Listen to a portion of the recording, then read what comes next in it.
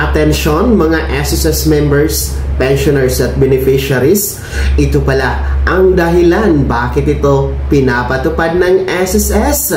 Presidente Joseph Declaro dumipensa. Yan ang ating pag-uusapan sa video na ito.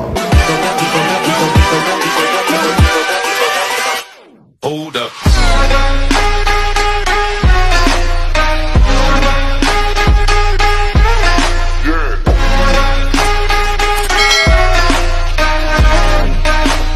Hello mga ka-vlogs! Welcome dito sa aking YouTube channel. Magandang araw po. Sa lahat ng mga manonood, saan po kayong dako sa mundo, kumusta mga ka-vlogs?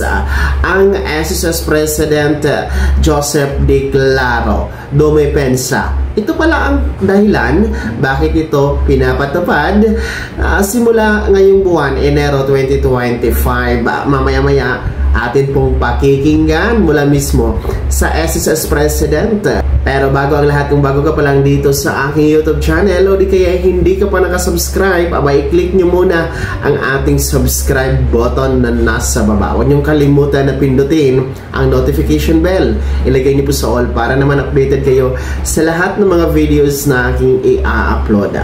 So eto na po no, mga miyembro, especially our voluntary and involuntary, no?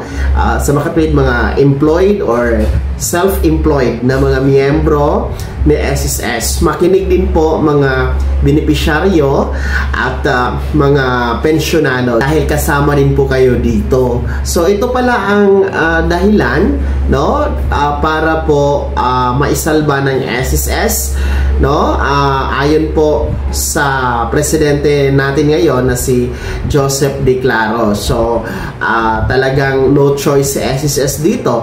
At ito nga po ay ipapatupad or actually pinatupad na ito simula January 1. Narito panoorin muna natin ang press conference. Kabila po ng mga explanations ninyo, meron pa ring panawagan to suspend yung increase this January, citing yung sunod-sunod na nangyari sa ating calamities. What are the chances na pakinggan ito, suspension? Actually kami sa SSS, kami sumusunod lang sa batas na napapaloob itong Social Security System, and the latest is 11199. I understand na there's a specific group na is requesting to suspend it. But I think the challenge there is meron ho kaming contribution subsidy program. Baka ho ang ating mga kapatid na mga mambabatas na nag-o-oppose, na nag-request na i-delay ito, hindi ba po pwedeng i-subsidize nila para sa kanilang mga membro itong dagdag na 190 pesos na dagdag in contribution. Kasi mas marami ang maapektuhan kung isuspend ho natin itong increase na to. Bukod sa opportunity ng SSS na makatulong during times of calamity, last year we gave out around 9.8 billion in loans for calamity-stricken areas. Karina and I think Christine, madami ho kaming natulungan, about 500,000 members. So pag i-delay ho natin tong increase na to, hindi lang ho magsasuffer ang mga membro, wala silang opportunity, but also yung capacity ho ng SSS na tumulong in times of need. Sir, do we have an estimate as to how much yung pwedeng mawala doon sa contribution kapag sinuspend lang, let's say, for a few months? Do we have a computation on that? Yeah, actually, we have we did some calculation. Ang impact kasi nito is hindi while minimal ang impact nito with regards to yung tinatawag nating fund life or viability of the SSS fund, yung short-term benefit ang mawawala talaga sa mga miyembro natin in case na mga ilangan sila ng tulong. And that is very important to us kasi bakit natin i-deprive yung miyembro na magkasakit ng additional benefit na 30 pesos.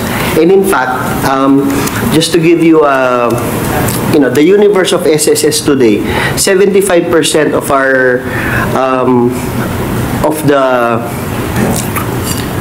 the contributions is coming from the formal sector, from the employed sector, and we are very elated to hear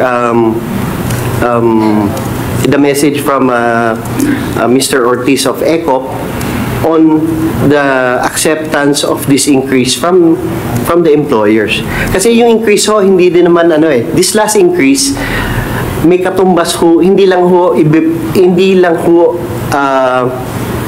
membro ang magbabayad. Kalahati ho ang membro saka employer. So for the voluntary members na ito yung mga posibleng mga manggagawa natin, ang katumbas ho nito is 190 pesos. So, ayan mga ka-vlogs, no, inyo pong napanood, napakinggan ang